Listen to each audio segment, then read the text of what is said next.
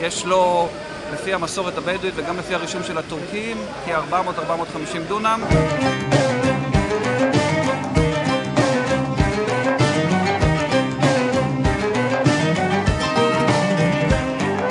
ואבא שלי גדל וסבתא שלי גדל פה. אני רוצה לשמר את אורח החיים שלי, אני רוצה לשמר את התרבות שלי. אתה רוצה לשתות קפה?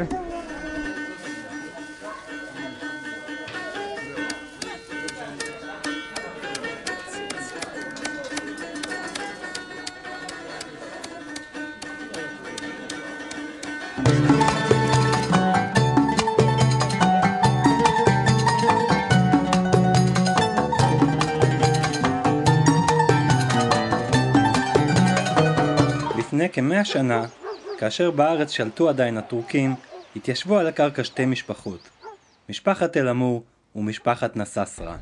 אל-אמור ונססרה? לא, אל-אמור שם. המשפחות קנו את הקרקע כדין, ועסקת הרכישה אף נרשמה על ידי השלטונות הטורקיים. ההורים והסבות שלנו קנו את זה בשנות ה-20, את הקרקע. זה אדמה שלנו, זה בכלל זה בזמן הטורקים, לא מהיום.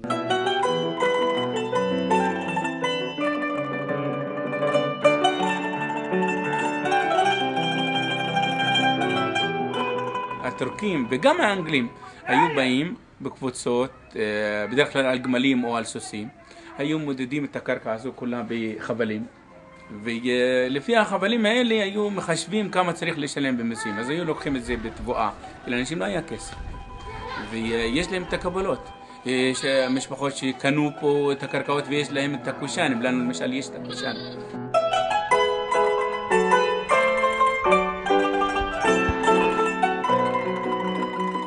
במשך כ6 דורות חיו תושבי הסירה בשלום על אדמתם, תוך שיתוף פעולה מלא עם השלטונות. גם עם השלטון הטורקי, גם עם השלטון האנגלי, ועד לאחרונה גם עם השלטון הישראלי. אני התנדבתי במשטרה 6 שנים. במרוצת הזמן נטשו תושבי הכפר את האוהלים, ובנו לעצמם קורת גג מאולתרת, העמידה יותר בפני תנאי המדבר. עד שנות ה-80 האחרונות היה לנו אוהלים. לאט לאט הם פשוט לא שרדו את החורף. אז התחלנו לבנות את הצריפים, אחר כך את הבתים.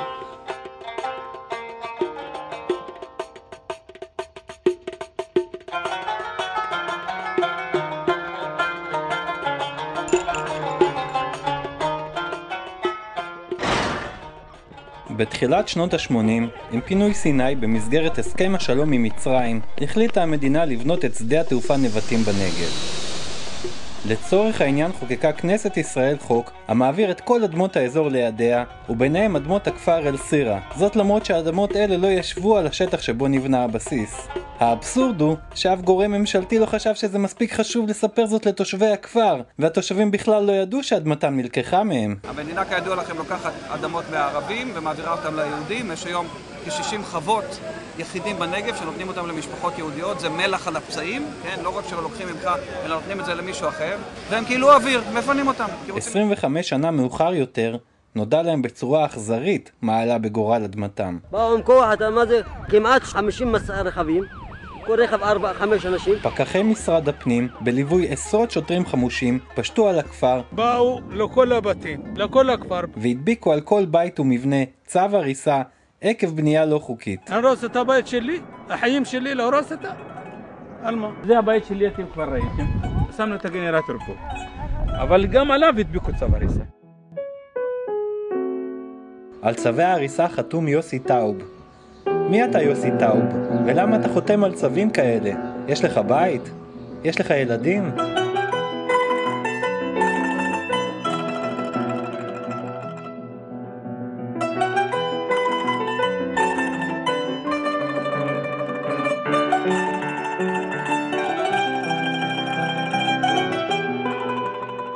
כשניגשו תושבי הסירה למשרד הפנים על מנת לטפל בעניין, נאמר להם לראשונה, באיחור של 25 שנה, שאין להם בכלל על מה להתלונן, שהאדמות שלהם הם כבר לא האדמות שלהם, הם עכשיו האדמות של המדינה.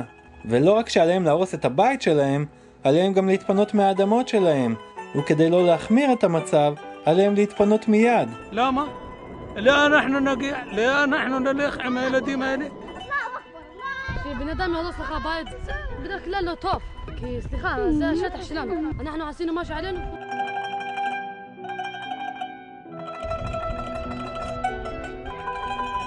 אני נססת מוחמד, רוצה להיות דוקטור ברפואה כימית. محمود خليل احمد مهندس دكتور مهندس.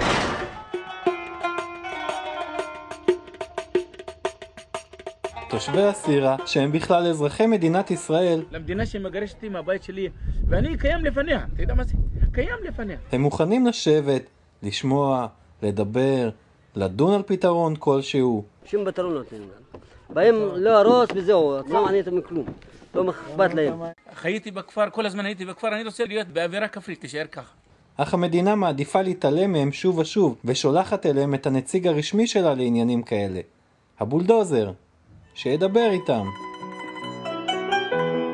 אנחנו לא יודעים מה לעשות.